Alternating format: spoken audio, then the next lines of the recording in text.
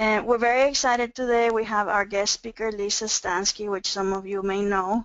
She has been a long-standing partner with LHI, using LHI forms in a variety of ways, and she's going to share with us 2 new projects that she has implemented and is in process of implementing. Before we start with our guest speaker, I want to just very quickly do some routine announcements related to LHI. The first announcement is, wanted to congratulate anyone that submitted document assembly replication grants. If you did and you want to connect with us for when you receive the grant, please reach out to Miranda and I. We can kind of give you some planning documents and project management tools that may help you with the project if that would be helpful to you. The other announcement is that, I don't know if you saw on the list, we released a request for proposal. We're looking to do an external technical evaluation of the new re-architected LHI infrastructure. And so we have an RFP out through Ohio's OSLSA, who is the grantee in the LHI grant. So please take a look, and if you have people who have done similar work for your projects or you have recommendations, let me or Miranda know. We're trying to get this out as broadly as possible so that we can get some nice responses to that RFP.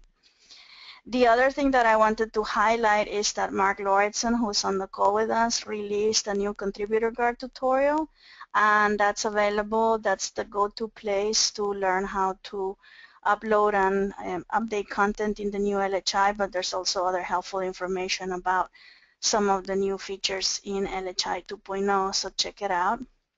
I mentioned our YouTube channel. We're very proud of it. I hope that you are keeping an eye on it and just calling it out here. Lastly, regarding A2J Author 5, we have been talking with the Cali team, working on the implementation of the guided interviews into the LHI system. And we have a target date of July 31st to do the internal code push, etc. After that, we're going to test, and we're hoping to invite the broader community to test the 5.0 interviews. So we will be following with details on the list and in the calls, keeping the community updated. And then the last point or reminder that we wanted to make is that some of you know that there are some templates that are intermittently not producing documents, and we are working also with the Cali team on this to test and implement a patch that was shared in the lists to see if that patch can resolve some of the issues in the LHI 2.0 environment. So that's work in progress, and when we have verified the patch, we'll let the community know. So with no more, we're going to turn it over to Lisa, who is our guest speaker. Thanks, okay, Claudia. so just a second. Okay.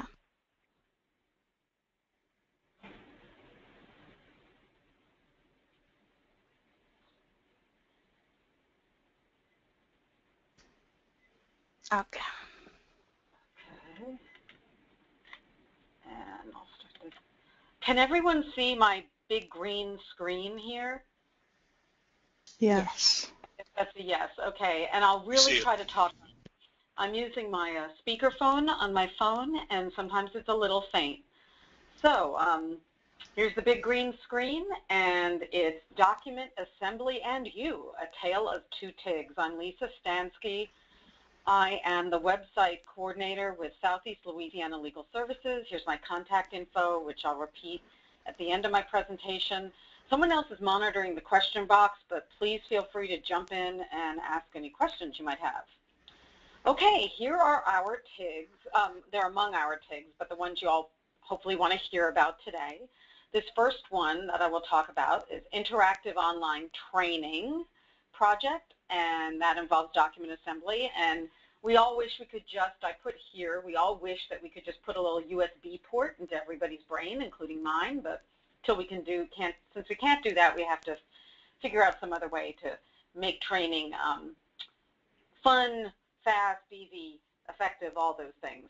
Another project we have that's not quite as far along is Document Assembly and LEAP, and LEAP stands for Library Education and Assistance Project, and I will talk about that one after the first one. And I don't know this fellow, but I really like the image that popped up in PowerPoint, so I used it, even though it says books rule, and here we're, I guess we could say document assembly rules, but you make a little book out of your resources. Each TIG uses Access to Justice Author, A2J, and HotDocs. So I just gave you a little screenshot of each to create a little memory image. And Claudia said, why don't you talk about the genesis of the projects and why they involve document assembly? And that's more or less self-explanatory for the second one, but for the first one it's not.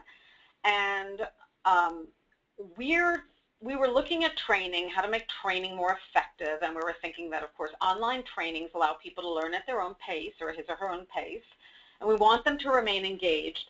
But here's the thing that I have experienced personally, and maybe others haven't. When you go to a training or any kind of presentation and someone has a PowerPoint, perhaps that person will share the PowerPoint afterwards, which can be very helpful.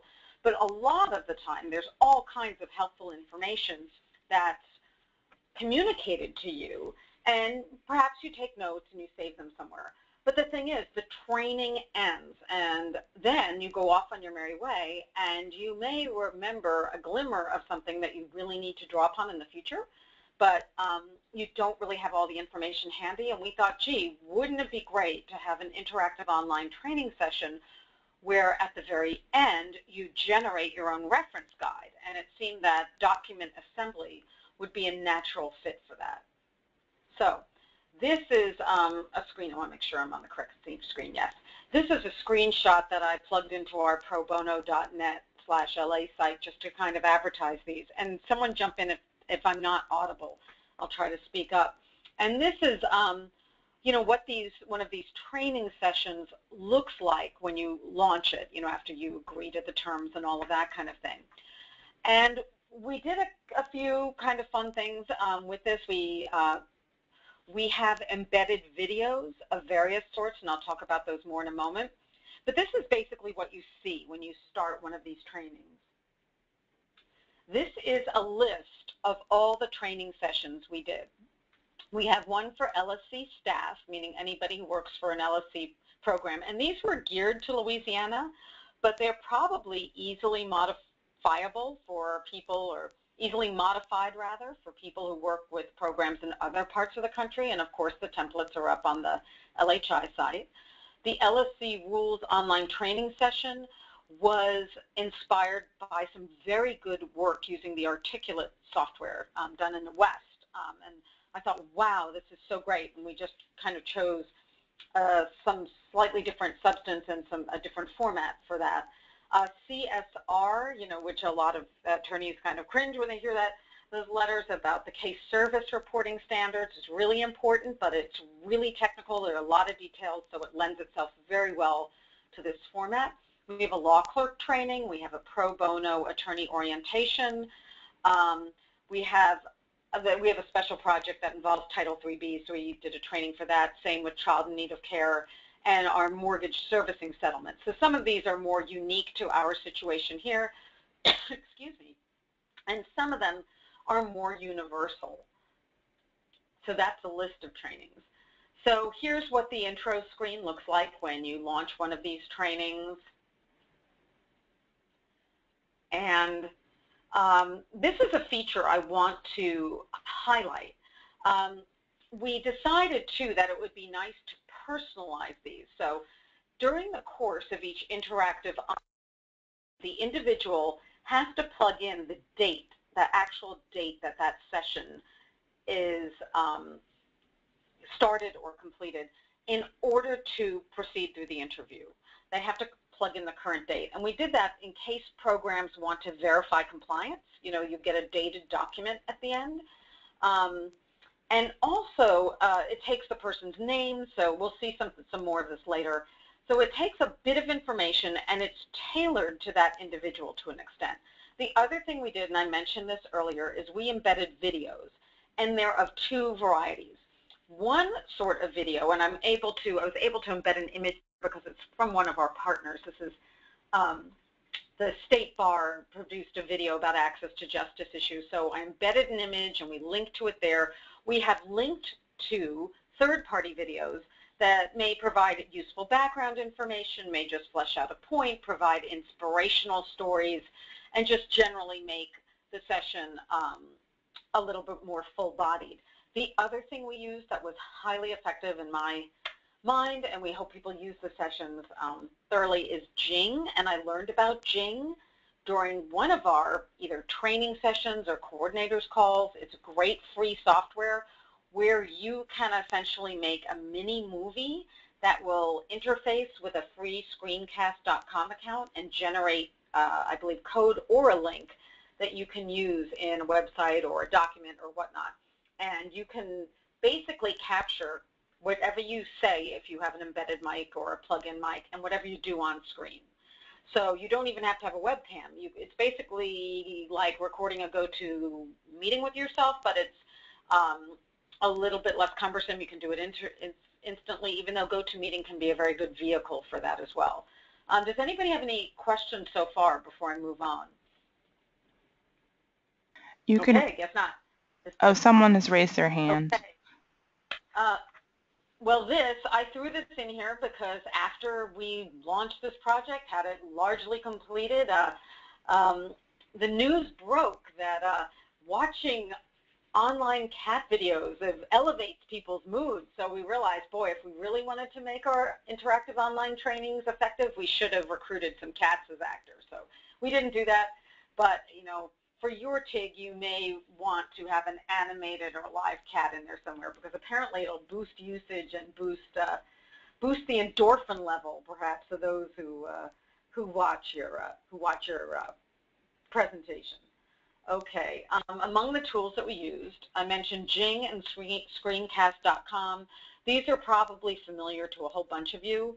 And Jing is this free online screen, well, there's a free version, a free online screen capturing service, but it also has a little instant movie maker feature. It interfaces quite nicely, or it interacts quite nicely with Screencast.com, and Screencast does have a free version as well as a paid version. And between the two of them, you can really create some how-to presentations to embed in either an Access to Justice Author interview or to link to from a reference document quite easily. So if I remember correctly, though, and I put this in here, and I'm fairly sure that this is correct, that the little videos you can create with Jing have to be less than or equal to 5 minutes in length, but not too many people are going to want something longer than that. Okay, so this is another element of the interactive nature of the sessions. We ask people to identify what program they're working with. Sometimes we also list a host of pro bono programs depending on which session they're participating in. And then they can proceed to other screens that will give them more information about their organization. So it's great for orientation purposes, because you could say, here's our website, here's a map of our service area. And I didn't want to show everything, but that's kind of what you have access to once you choose whatever program you're working with. Now, this is a nice feature, too. This is taken from one of our sessions. And you'll see these embedded links right in the A2J Author interview, where we refer to a specific rule within this Supreme Court rules. And someone can click on it right then and there and get the information. So it helps keep the presentation a brief, shorter, and people, if they want that extra level of information, they can access it immediately. But also, these online presentations served as a blueprint for the reference guide, and those hyperlinks also appear in the reference guide, which you'll see more about later. So now, when you get to the end of your online session, it says, you've completed your online orientation, here's how you get your reference guide, and then we have some screens showing people how to do that. And again, this is where, it helps to have these little quick how-to videos, because if someone's really unfamiliar with document assembly, you may even want to think about this for use with your self-represented litigant resources that use the software, because sometimes, as intuitive as something may seem to you, it's not entirely intuitive to someone else, and having a little how-to video can really help. So we embedded that there. embedded that there. Now, at the very end of the process, we go from here to, get my document. This is what you get at the end of the day, but we have different ones of these that correspond to the various sessions. And I created a fake person, Lola La Loya, and that's the date that when Lola completed her online training session. She's a managing attorney with Southeast Louisiana Legal Services. And, it basically recaps what she just learned online, but it will also have the embedded hyperlinks and so forth that will take her to that extra level of information. And it's really helpful for the LSC rules component and some other things, because where there's a statute or a regulation or something, to the extent possible, I hyperlink those. Because then if somebody says, I really want to read the source document, bingo, you get this, you save it on your computer, you can open it up, click on those links, and it saves you a little bit of research or surfing around time. And the other thing that's nice about these hyperlinks to, say, either the Cornell library site or whichever site they link to, is that those organizations maintain their content. You don't have to worry about cutting and pasting in the text of a regulation, which may or may not change in the near or not so near future. So the link allows you to refer out to outsource that information source to something that is hopefully maintained, reasonably well. So that's what you get at the end. And that brings us to our next project. And excuse me for sounding a little hoarse. Anybody have any questions yet for me about this? And I'd be happy to talk to anybody, out of the session or later, or follow up with folks if you're interested in doing this for yourself. Because the templates are there, and I'm sure you could find, infinitely creative ways of altering them to suit your own purposes and adapting them to your needs. So that's where we were at with the online training resources. I believe Caroline had her hand raised. So Caroline, I'm gonna unmute you. Caroline, I've unmuted you. Thanks. Can you hear me? Yes. I can. Okay. Lisa, when you have the date, you have people enter the date on the very first screen. Is that just to engage them? No, and that's an excellent point. It serves a couple of purposes. And there's one little glitch that people should be aware of too. The thing is, some programs need to verify that someone's been trained and trained on a certain date. So it does two things.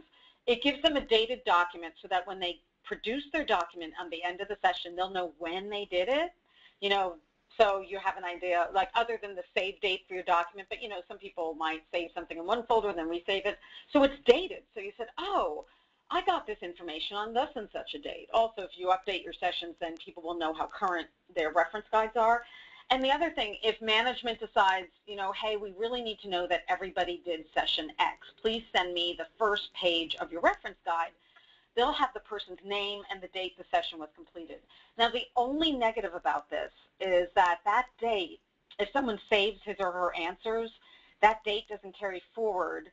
So if you open it up on a different day, if you do not complete your training session in one sitting in the same 24-hour period that's on the same calendar day, you'll have to start all over, or at least just thumb through the screens, because it will want the date. It'll only accept the date for that actual day.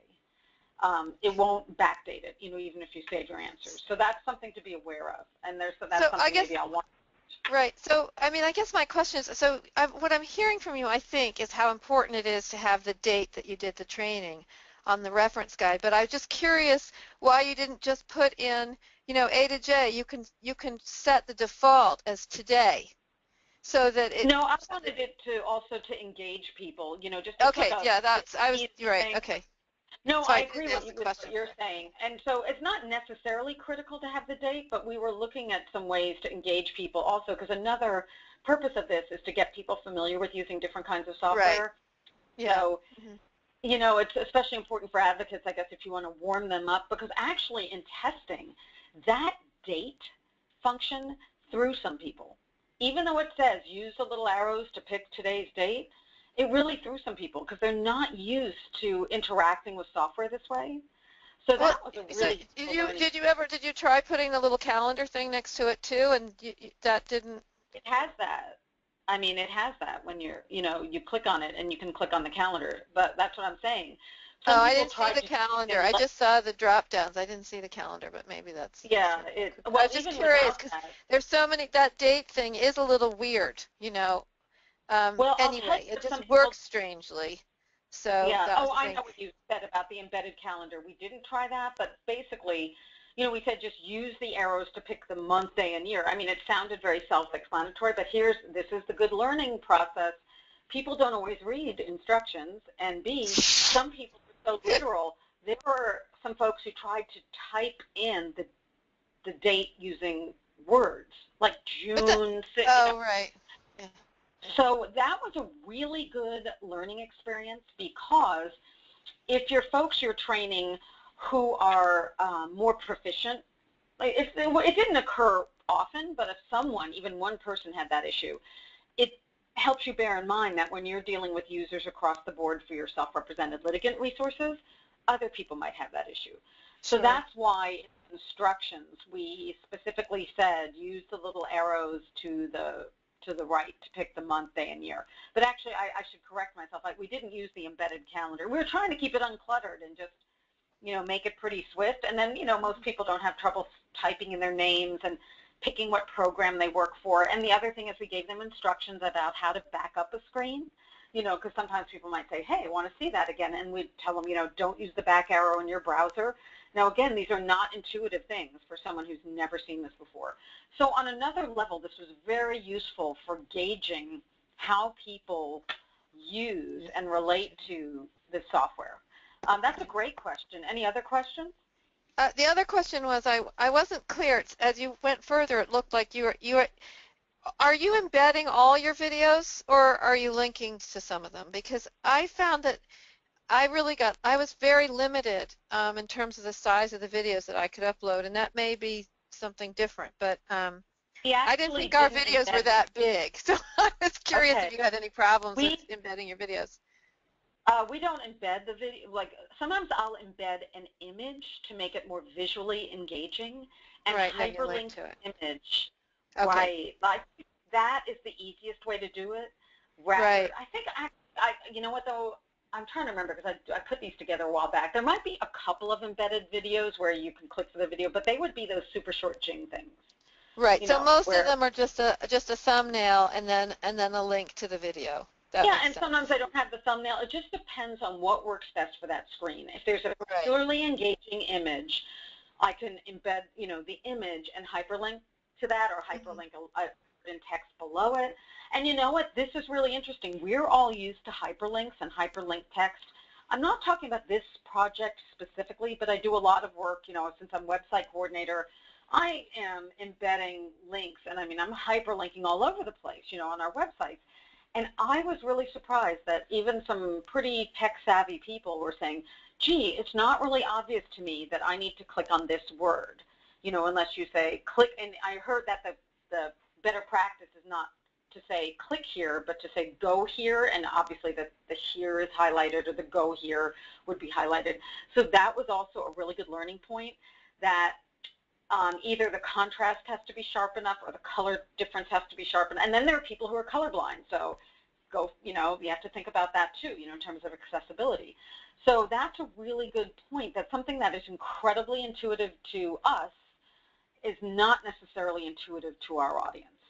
And I think hyperlinks are among those things that are not necessarily intuitive to users, even though we think they are. So anything else from anybody before I move on? Okay, so we have the big funny glasses that are sort of like a greenish version of the ones I'm wearing on my face right now, though these are not my glasses. Document assembly, LibGuides, and public libraries. This project is not quite so far along, but it's also a project that uses that pairing of access to Justice Author and HotDocs. And we have 4 target areas. These aren't going to be addressed globally, but, in a kind of strategic way: expungement, provisional custody by mandate, modification of child support, and selected small claims forms. And we pick these areas because for each one of them, we either have like mandatory or established statewide forms. We have very few statewide forms in Louisiana because we do not have what they call a unified court system. But for certain target issues, either a form is specified by statute, has been established by an agency and is acceptable, statewide. So we're lucky with that. And then some small claims forms were developed by our Justice of the Peace courts, which form the lion's share of our courts that handle small claims, even though I won't get into our jurisdictional issues, but we have some other courts that handle that. So we picked these target areas, and the idea was to create, your basic document assembly templates for them, related access to justice author interview. None of that's going to be a surprise to anybody. You're all familiar with that. And some related instructions that aren't going to be the be-all and end-all.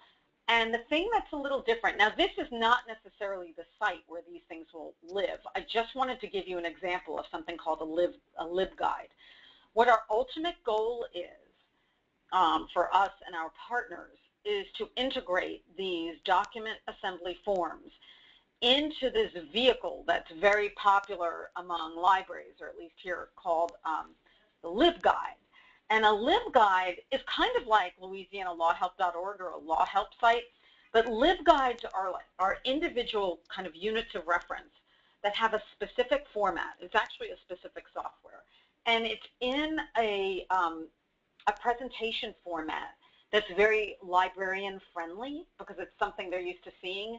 And we have been experimenting with LibGuides outside of this TIG. When I say we, I mean me in conjunction with our state bar partners. Our state bar has actually spearheaded this project by creating something called the Library Education and Assistance Project, where we're trying to coordinate efforts by the state bar and other justice community partners in developing self-represented litigant resources, with the need for libraries to distribute those and to have things that are librarian friendly and that also really are respectful of the library's and any non-attorney's prohibition against giving legal advice. So the ultimate goal would be to have these very simple, very generic, general LibGuides that provide the overall context for an issue and some basic information, and to incorporate, links to incorporate the document assembly templates into that. And this project is much more on the front end. We're just getting the HotDocs. We've gotten the HotDocs programmed, and we have our forms identified. Have the huge hurdle of figuring out like how do you do the instructions and how do you do the access to justice author interviews and the LibGuides themselves. And then there'll be this big marketing push where we kind of take our, I think the term people use is dog and pony show. We take our little road show out there and do a lot of public education of librarians and libraries to make them aware of this resource, and to do testing, to get to fine-tune these resources and so on. So that's that in a nutshell. I don't have as much to say about this because, as I said, this one is earlier in the planning process. Claudia said you should really talk about how you got your library partners. And what's interesting is that the State Bar did that for us, because the State Bar began this library-oriented initiative. And since I sit on our State Bar's Access to Justice Committee, and I also sit on the litigant committee of our Louisiana District Judges Association, which has a lot of overlapping membership with the self-represented litigant committee of the Access to Justice Committee, we all kind of are aware of what we're all trying to do. So you kind of have some instant partners in terms of some engaged libraries. Our Supreme Court library is incredibly supportive. We have a lot of really supportive librarians out there. So, the tough part, I guess, will be like getting the word out to everybody and making sure we have sufficient feedback to make sure that the end product is responsive and suitable for, its audience, its librarian audience. Because basically this end product is going to be really aimed at librarians who in turn will be helping patrons. So there's kind of a little two-step process there. So if anyone has any questions about that, please fire away.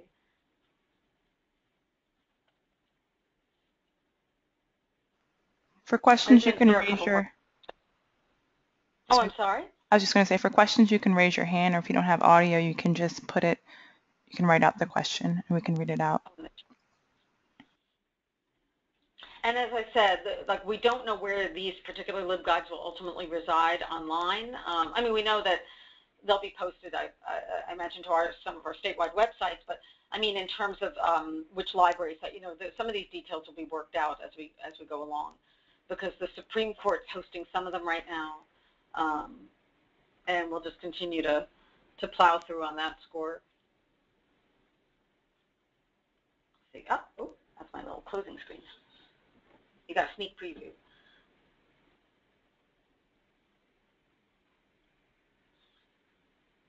So that project has a lot more moving parts. So. And it looks like Caroline might have another question. Yes, Caroline. No, yes. Okay, no. Uh-oh. I heard someone cut out. How about now? Okay, now? Yeah, we can hear you. Okay.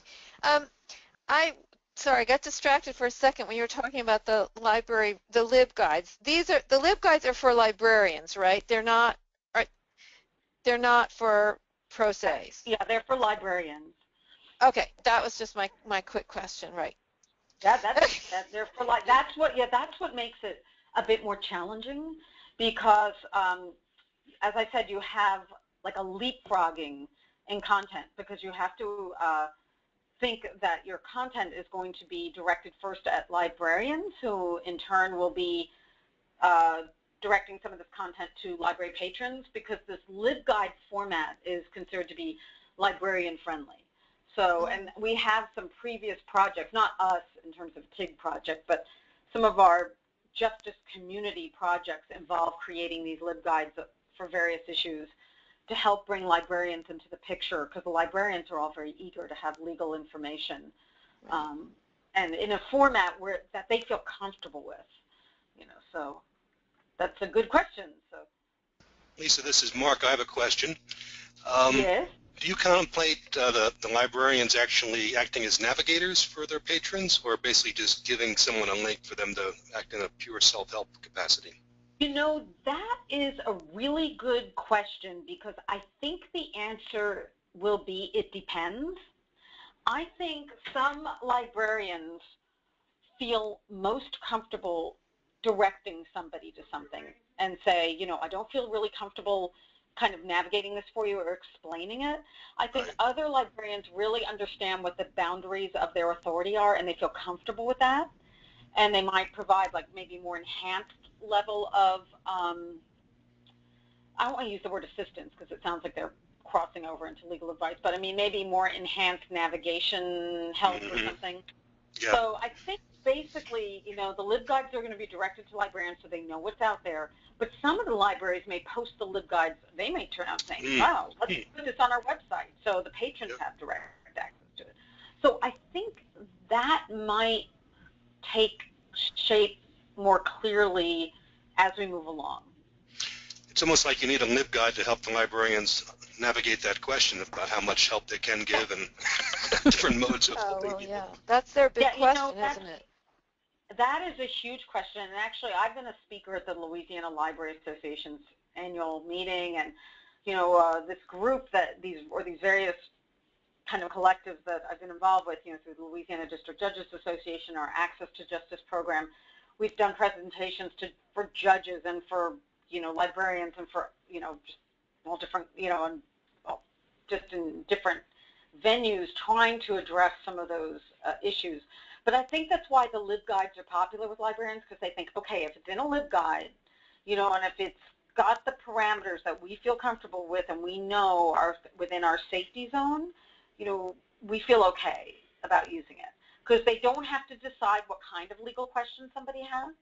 You know, they could just say, these are the issues we have. You know, if you want to pick this one, you know, they don't have to really navigate the issue for someone. And in fact, I recruit, train, and monitor our LawHelp navigators for our LawHelp site, and I really harp on this. I do not allow my navigators to extend themselves beyond our LawHelp site.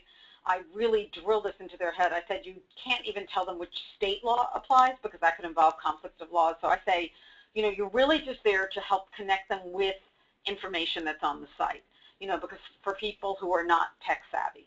And it also keeps the interactions and sessions more contained, you know, and people are generally happy with that because most people are getting on the site to try to find a legal services program. You know, they need some help using the directory. They don't know where to start. So, you know, that tends to work out fine. I think it's like that's kind of an analogous situation to what we'll have here. That's a great question. Anybody else? Well, this is Claudia, and oh, go ahead.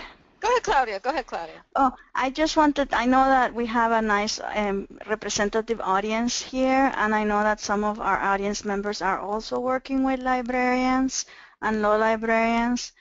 I don't know if anyone wants to share how they're going about dealing with these issues of, you know, increasing the comfort level in terms of them not giving advice and counsel. And also, if I know that some of them have active librarians that are using the online forms, wondering if any of them, without calling on people specifically, would want to raise their hands and share what they're doing with the law librarians and the librarians as new entrants and not so new to the access to justice continuum. Just a shout out in case anybody wants to share.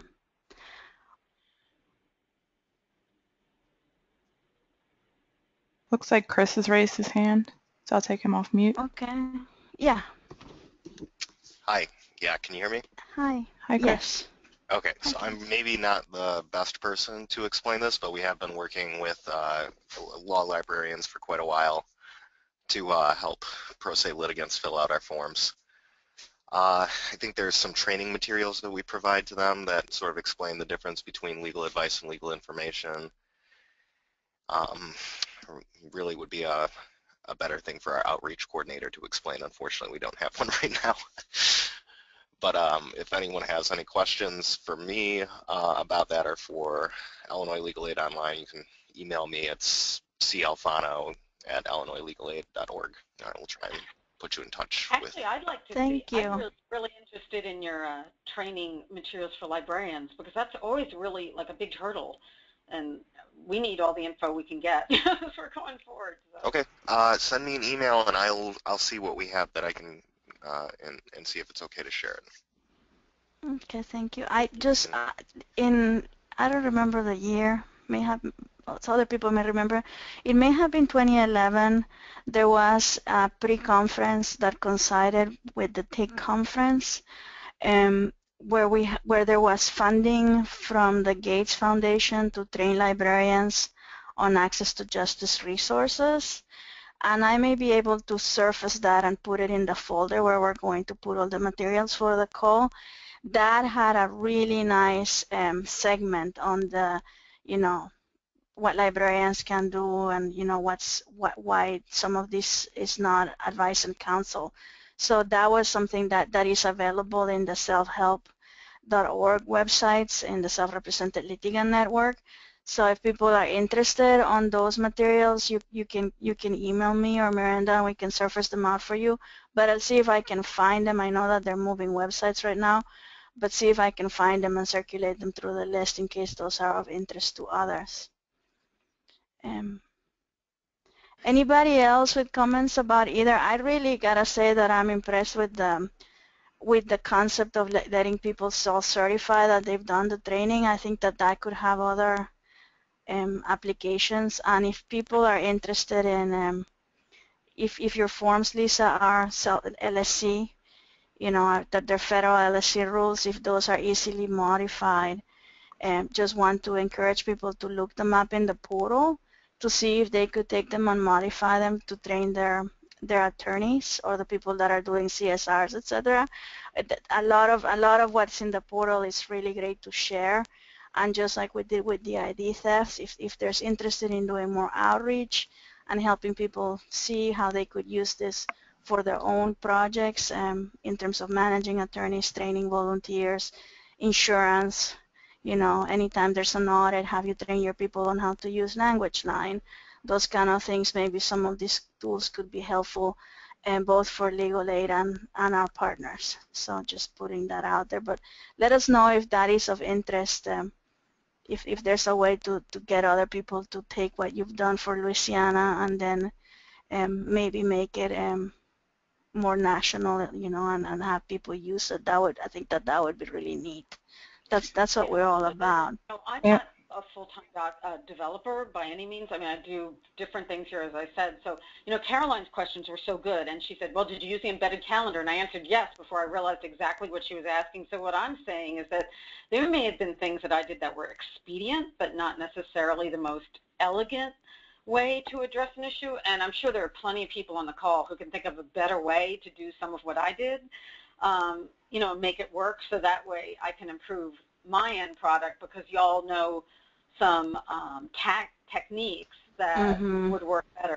Or even just a thing like working with embedded videos. Like, you never know what kind of system your end user will have, and so I found that like an image linked to something works better sometimes than in embedding the whole code in case something acts strangely on someone else's end. But I'm always surprised at the things I think are very intuitive and that aren't, and some things I think that are not intuitive at all are intuitive for people. So that's what's always surprising to me about these projects. So. And just quickly, Angela Trips. Can I jump in again? It's Caroline again. Sorry. Sure.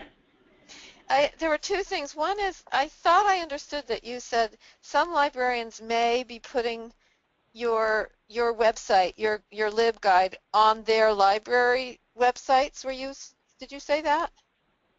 Well, that could be, because actually I have to look at my video. We'll probably have to. So I mean, I think that would be really helpful. But the only thing I was thinking about is maybe if you're already aware that that might be a possibility, you might want to think about writing at a more plain language level. That was just one thing I was thinking, because you're not gonna lose any meaning by writing at an easier to read level. That was just one idea.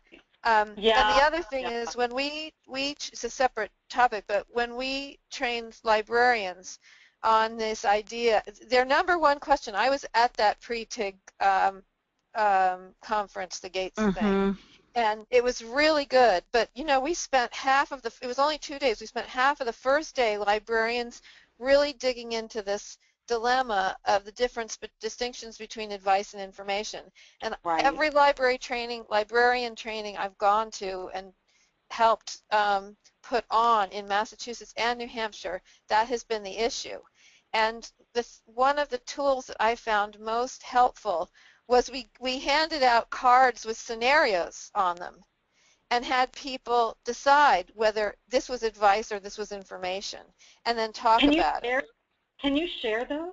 Yeah, like, if I can dig them up, I can find them. But yeah, I found that an incredibly good tool, and you could probably do that on, you know, in an interactive way online as well. Yeah, I was just thinking your cards could become images, and there could be like a training component that. Is this information or is this advice? Yeah, how would you answer this question? We had all kinds of hypos for that in every single area of law that's very common, like healthcare, and that took a lot of work.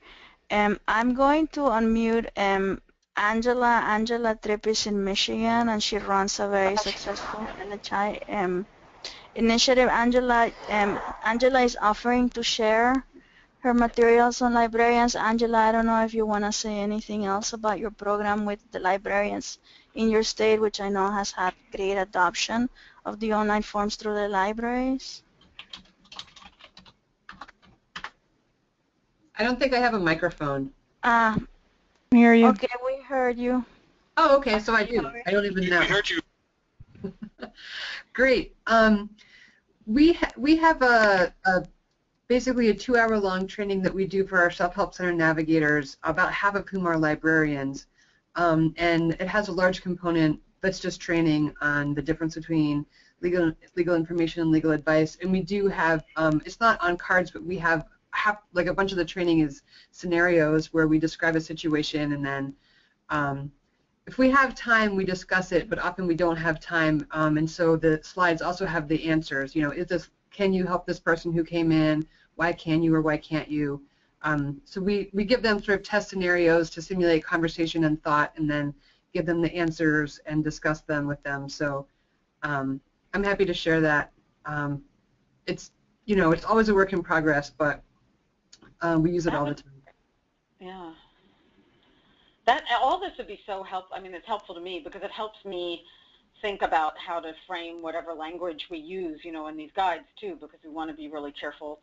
And I think as a related resource, having these when we do the outreach will help increase the comfort level that people have. I mean, but all this is great and really helpful. So to the extent people can share things, that would be great.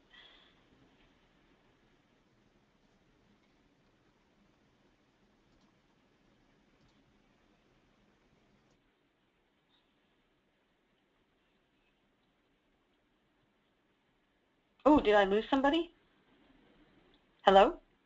We can hear you. You're still there, just a quiet audience.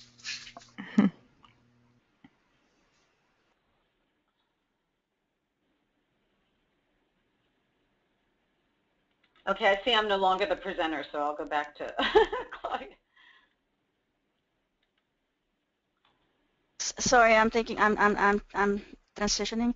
So unless there are other questions or comments, I think this was really helpful, and Miranda and I will see if we can kind of act as a repository on all of these library resources and materials to partner with them, and if anybody wants to see or talk a little bit more about seeing if some of these can be replicated in their states, also reach out. We are going to have our next call on the 28th of July, and we're going to focus on PDF, using PDF through LHI, through HotDocs. So I'm hoping that people can join us. It will be a nice refresher for those who haven't done PDF in a little while, and I don't know, Mark, if you want to say anything more about what we're going to cover, but it's a topic that comes up once in a while, and so it may be helpful as a skill in terms of developing PDF forms. Yeah, we're going to get into a handful of kind of advanced PDF techniques when you've got template sets that involve more than a few forms, and how to manage the distribution of repeating information across the forms, that kind of stuff. Okay. Well, thank you all for joining, and thank you for all the sharing and active discussion, and we'll see you on the 28th, if not sooner, via email or phone calls. Take care. Thank you. Thank you, Lisa. Thank you, Lisa. Bye.